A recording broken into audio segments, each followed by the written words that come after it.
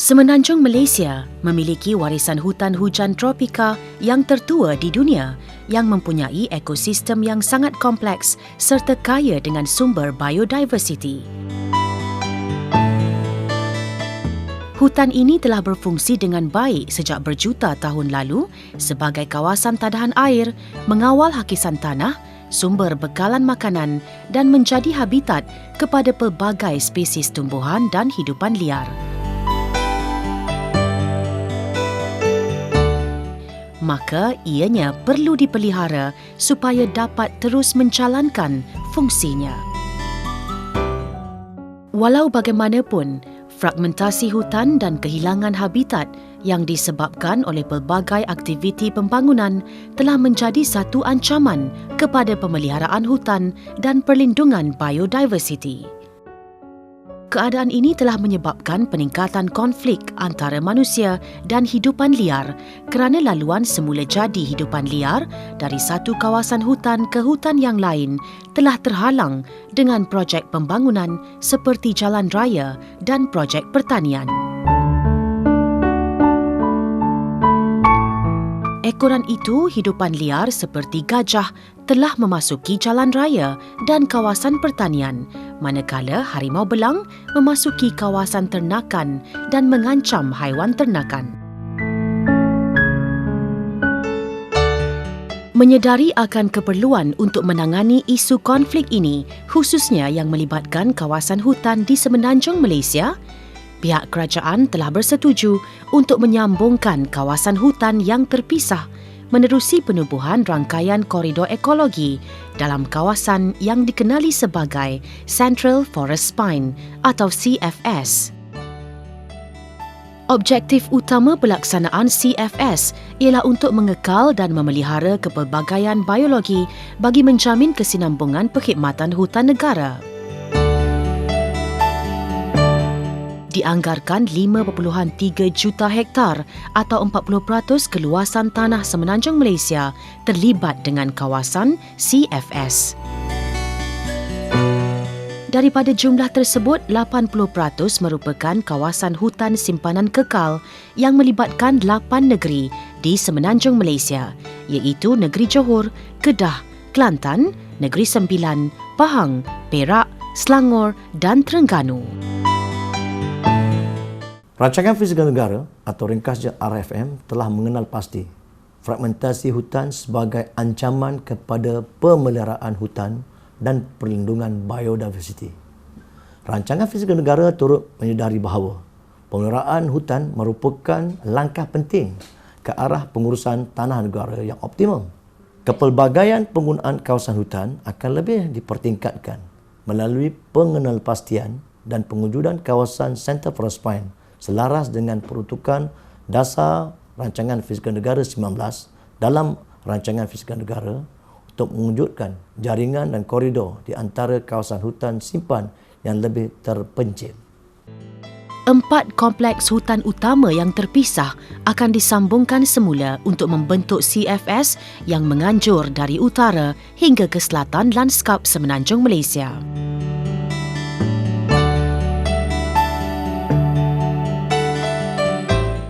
CFS akan dilaksanakan melalui 2 konsep rangkaian koridor ekologi, iaitu rangkaian utama atau Primary Linkages (PL) dan rangkaian sekunder atau Secondary Linkages (SL).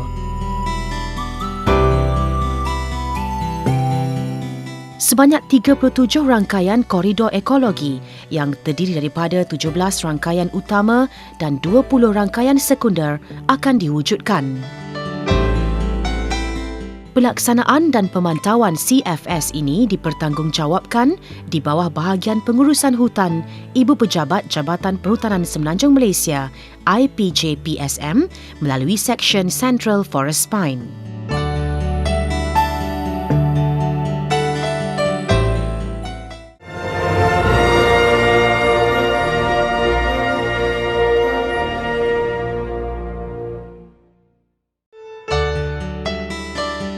Sebagai langkah permulaan untuk melaksanakan Pelan Induk Rangkaian Koridor Ekologi CFS, Kerajaan Persekutuan melalui Mesyuarat Jemaah Menteri yang telah diadakan pada 1 April 2011 bersetuju agar satu projek perintis pembangunan koridor ekologi dijalankan di kawasan Koridor Ekologi PL2 Hutan Simpan Temenggor, Taman Negeri Royal Belum, CFS Kerik, Perak. Projek ini memakan masa selama 4 tahun bermula dari tahun 2012 hingga 2015 di bawah rancangan Malaysia ke-10. Pelaksanaan projek ini melibatkan dua komponen utama yang terdiri daripada program konservasi biodiversiti dan juga komponen pembangunan infrastruktur yang melibatkan pembinaan sebuah viaduct.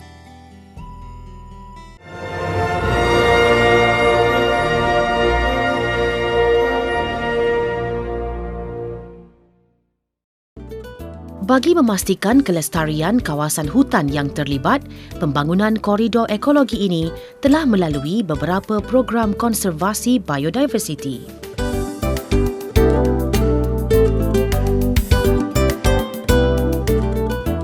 Perolehan maklumat letupan hutan guna tanah menggunakan imej dari Spot 5 telah dijalankan oleh JPSM bagi tujuan perancangan dan pelaksanaan projek ini. Selain itu, aktiviti cerapan data dari udara menggunakan kaedah hyperspectral turut dijalankan oleh Jabatan Perhutanan dengan kerjasama Jabatan Hutan Sarawak bagi tujuan mendapatkan perbandingan serta pembinaan perpustakaan spektral bagi spesies pokok yang berbeza di kawasan koridor ekologi tersebut.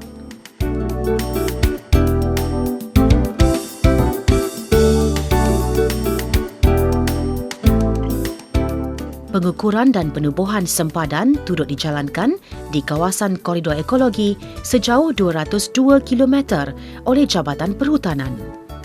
Aktiviti ini dijalankan bagi mengenal pasti kedudukan sebenar, keluasan dan kejelasan sempadan supaya ianya dapat diurus dan dibangunkan secara berkekalan. Kejelasan sempadan dapat mengelakkan daripada berlaku pencerobohan dan memudahkan semakan apabila berlaku sebarang konflik.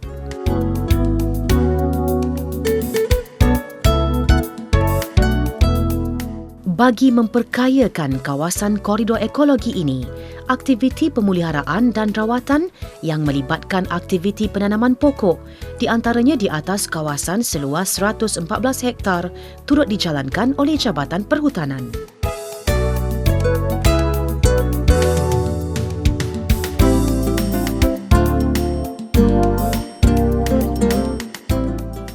Bertugas untuk menyediakan petak tanaman bergaya di mana kita buat tanaman di kawasan terbuka selepas pengusahaan balakan. Di antara pokok hutan yang ditanam ialah merawan siput jantan dan meranti tembaga serta pokok-pokok nadir seperti macang, petai dan sentul. Selain dapat menghijaukan kawasan koridor ekologi, pokok yang ditanam akan menjadi habitat dan sumber makanan untuk hidupan liar.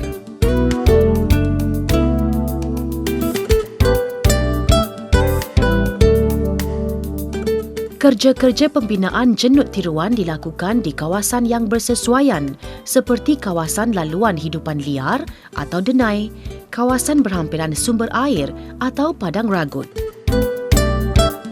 Kawasan sekitar pembinaan jenut tiruan dibersihkan terlebih dahulu sebelum aktiviti menggali tanah dilakukan. Dua jenis garam yang sesuai digunakan iaitu garam kasar atau garam blok dengan kadar yang bersesuaian mengikut keluasan kawasan habitat.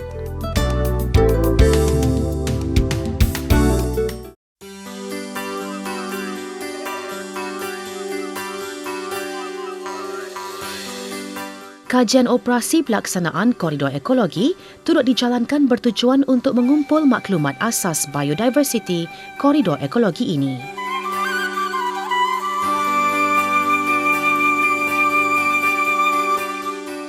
Kajian penentuan spesies dilaksanakan untuk mengenal pasti kesesuaian kawasan dan pokok hutan di kawasan koridor ekologi. Manakala kajian perubahan habitat flora dilaksanakan untuk mengkaji perubahan struktur hutan dan komposisi spesies.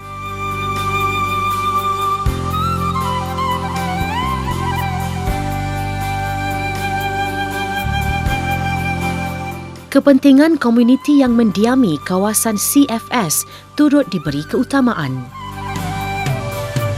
Kajian penilaian sosioekonomi berasaskan perkhidmatan hutan dilaksanakan untuk mengenal pasti aktiviti ekonomi yang boleh dibangunkan serta diceburi oleh penduduk setempat, terutamanya berkaitan ekopelancongan.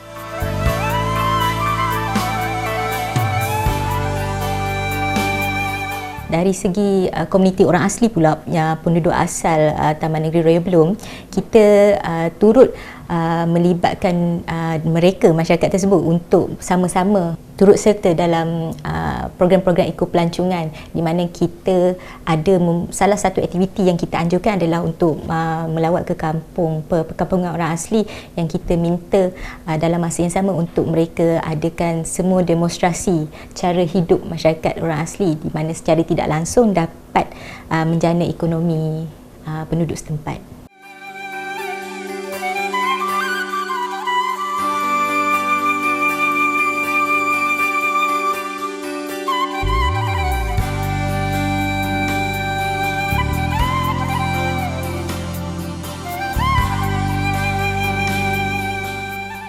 Stay here and we took the opportunity to come to see this famous biggest flower in the world. I myself majored in botanical science. I heard about the name of this plant for years, but I personally haven't experienced to see the flower by myself. It was a really good experience. Kajian analisis kos faedah dijalankan untuk melihat perbandingan nilai pembangunan dan pemeliharaan di kawasan koridor ekologi tersebut.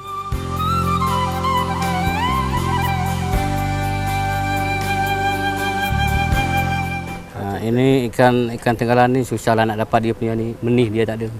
Adalah boleh lepas barang, lepas minyak, okeylah. Kajian polar kawasan keliaran hidupan liar menggunakan kolar satelit telah dijalankan dengan kerjasama Jabatan Perlindungan Hidupan Liar dan Taman Negara atau Perhilitan. Melalui kajian ini, maklumat berkaitan kawasan keliaran hidupan liar dapat diperolehi. Maklumat ini dapat digunakan dalam pengurusan konflik hidupan liar dengan manusia.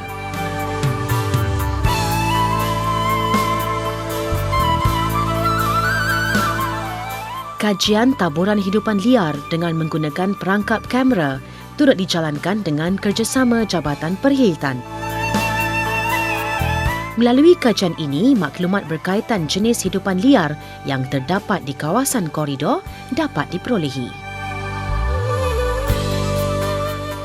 Pertama, kita akan cari track binatang yang aktif lah. Kita boleh nampak tapak kaki semua. Dan lepas tu kita akan cari pokok yang sesuai. Dan ketinggiannya beza lah tempat, kerana ada yang bukit tinggi kan. Dan kamera ni kita akan pasang tinggi sikit.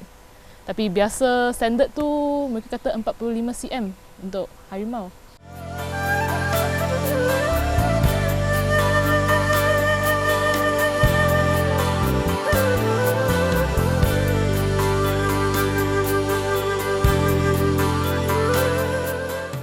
We are deploying camera traps at surrounded the Waidat area. So our study area is 60 km square.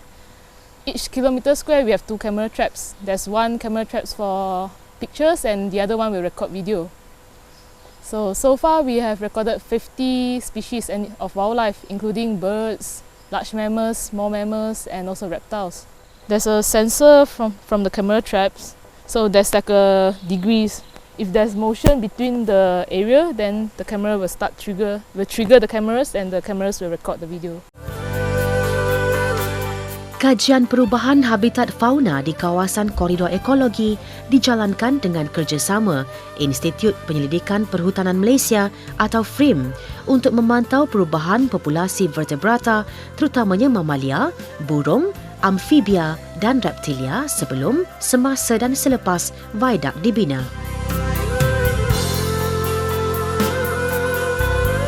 Kajian ini amat penting dalam memastikan kelestarian vertebrata. Sekarang kita tengah menjalankan aktiviti pencarian aktif, iaitu mencari katak dengan ular pada waktu malam.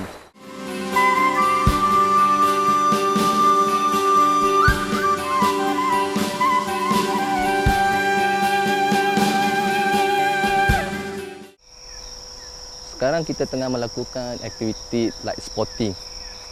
Tujuan light spotting ini adalah untuk mencari binatang-binatang yang aktif pada waktu malam. Sekarang ni burung yang kita jumpa ini adalah burung atu. Burung atu ini adalah sejenis spesies burung yang aktif pada waktu malam ataupun nocturnal. Biasanya pada waktu malam dia akan keluar untuk mencari tikus, ular, cicak sebagai makanannya. Kajian perubahan parameter alam sekitar turut dijalankan dengan kerjasama FRIM.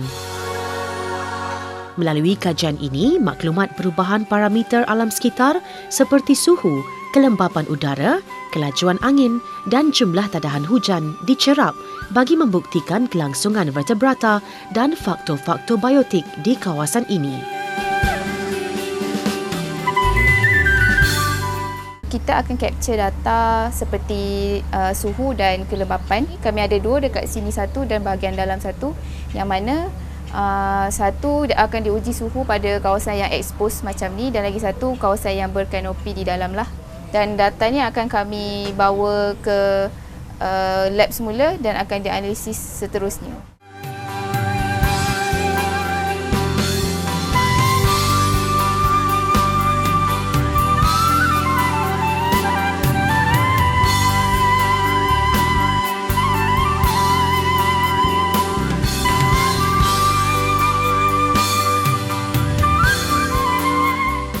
Sekarang staf-staf hidrologi sedang melakukan kerja-kerja pengambilan data kualiti iaitu dengan menggunakan alat Etion 3000 dan alat turbidimeter hash.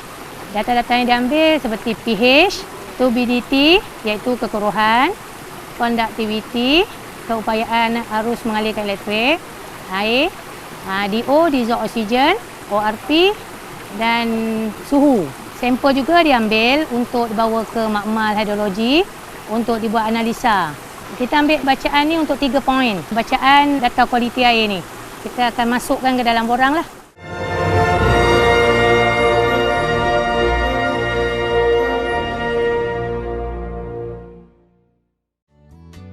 Dalam kerancakan pelaksanaan program konservasi biodiversiti, pembangunan infrastruktur turut dijalankan.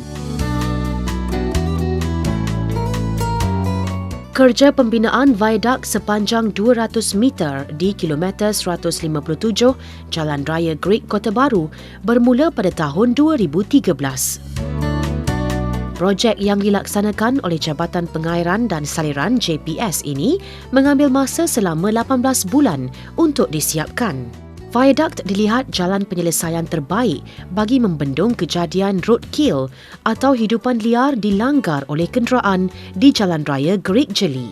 Berdasarkan rekod Jabatan Perkhidmatan dari tahun 2006 sehingga 2014, sebanyak 2,386 ekor hidupan liar yang merangkumi 1,357 mamalia, 912 reptilia dan amfibia serta 117 ekor burung telah menjadi mangsa dalam kejadian roadkill di Semenanjung Malaysia.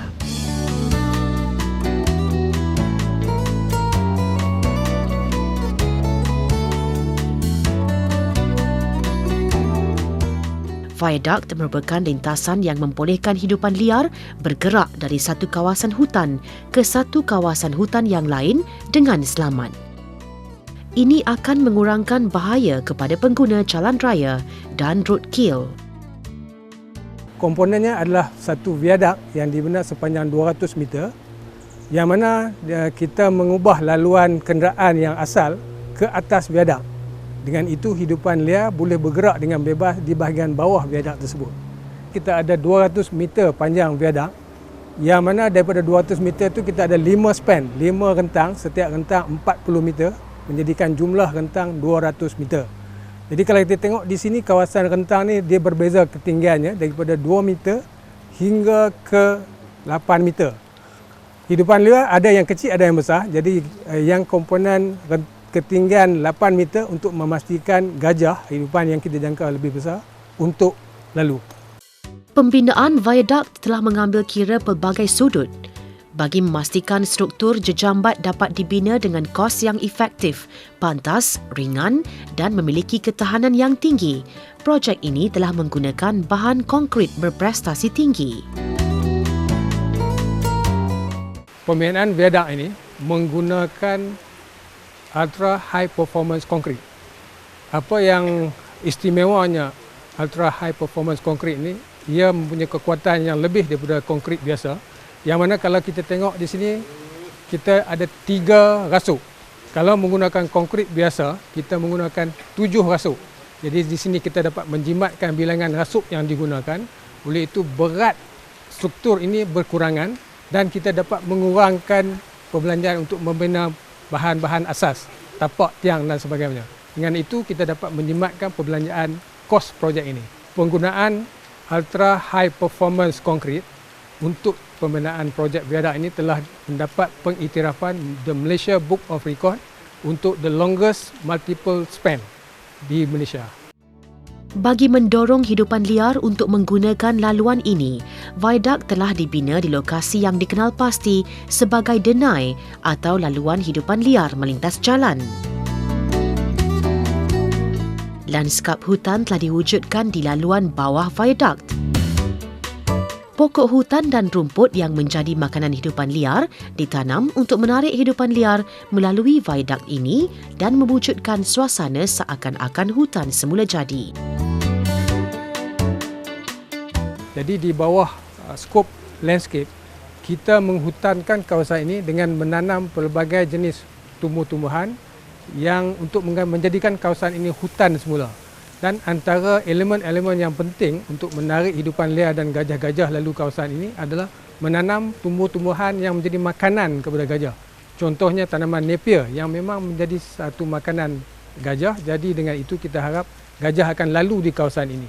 Kemudian di samping itu kita juga menanam tumbuh-tumbuhan lain seperti pokok salam dan pokok jambu laut, yang mana tumbuhan-tumbuhan ini akan menarik hidupan-hidupan liar lain seperti burung dan sebagainya untuk datang ke kawasan ini.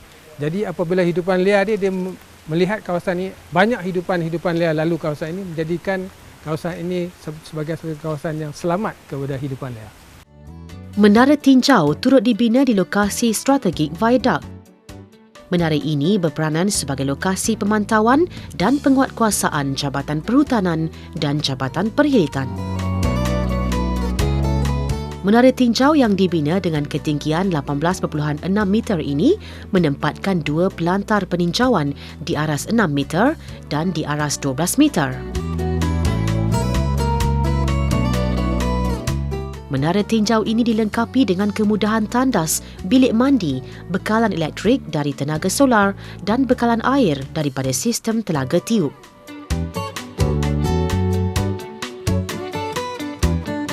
Pada 22 September 2015, telah berlangsungnya Majlis Perasmian Viaduct Koridor Ekologi CFS Hutan Simpan Aman Jaya. Duli Yang Maha Mulia Paduka Seri Sultan Perak Darul Rizwan Sultan Nazrin Muizzuddin Shah bersama Duli Yang Maha Mulia Raja Permaisuri Perak Darul Rizwan Tunku Zahra Salim telah mencemar Duli untuk merasmikan viaduct.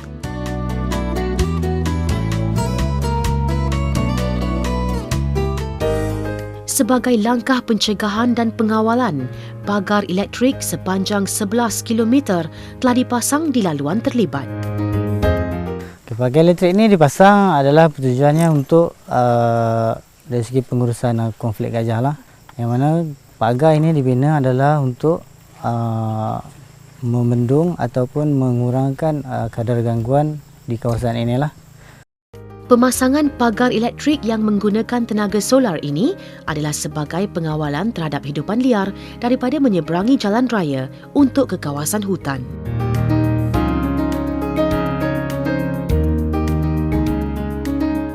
Bagi melengkapkan aktiviti pemeliharaan habitat di kawasan koridor ekologi, anak pokok yang berkualiti ditanam di koridor ekologi yang terosot. Justru itu, tapak semayan air ganda Gerik Perak telah dinaik taraf untuk membekalkan anak pokok yang berkualiti.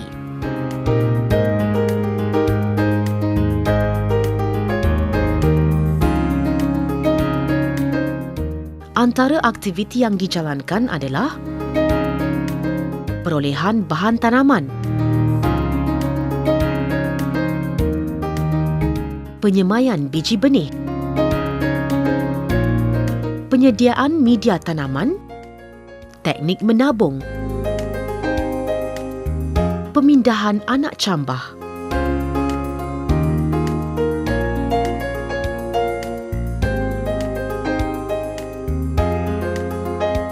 penyelenggaraan anak tabung, persediaan anak tabung ke kawasan tanaman.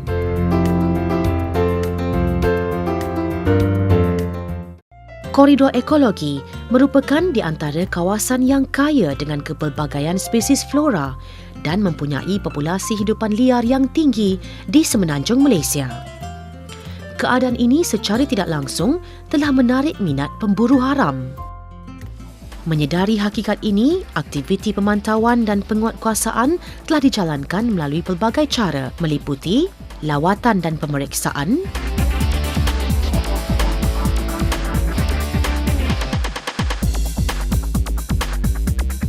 operasi penguatkuasaan undang-undang,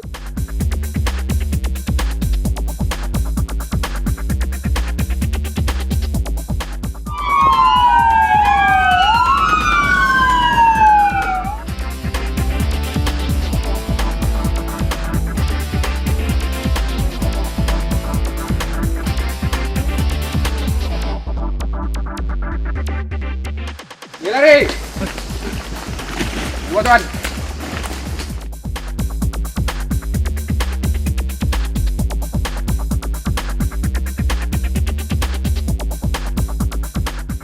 dan pemantauan melalui udara, darat dan air.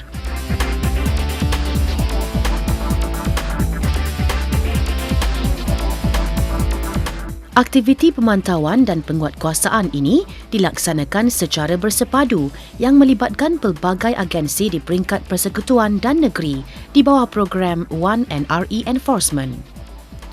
Antara agensi di bawah NRE yang terlibat ialah Jabatan Perhutanan dengan penglibatan Pasukan Elit Penguatkuasaan Jabatan Perhutanan Semenanjung Malaysia atau JET dan Unit Operasi dan Penguatkuasaan Jabatan Perhutanan Negeri Perak, Perhilitan dan JPS. Selain itu, agensi lain turut terlibat seperti Perbadanan Taman Negeri Royal Belum Perak PTNP bagi memantapkan lagi pemantauan dan penguatkuasaan.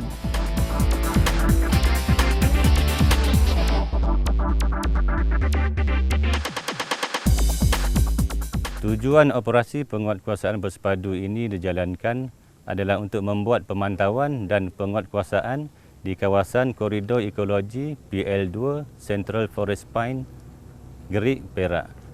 Melalui aktiviti-aktiviti dan program-program yang telah dilaksanakan melalui projek CFS Gerik ini, kawasan tanah kerajaan yang telah dikenal pasti terlibat dalam koridor ekologi CFS Gerik, Perak yang juga merupakan habitat asal dan laluan kawasan keliaran bagi hidupan liar seperti gajah, harimau belang, tape, harimau kumbang dan beruang matahari dapat dipelihara dan dilindungi.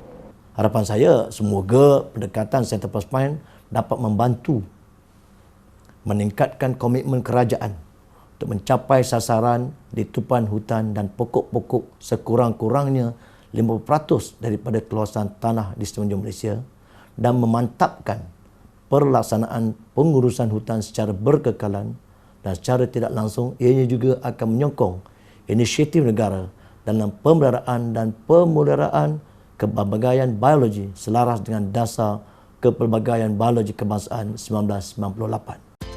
Semoga dengan penglibatan dan komitmen yang bersepadu daripada semua pihak yang berkaitan melalui projek perintis pembangunan koridor ekologi PL2, Hutan Simpan Temenggor, Taman Negeri Royal Belum, Central Forest Pine CFS Creek Perak ini, CFS yang menjadi tulang belakang kepada persekitaran hijau atau Green Lung dapat direalisasikan dengan jayanya.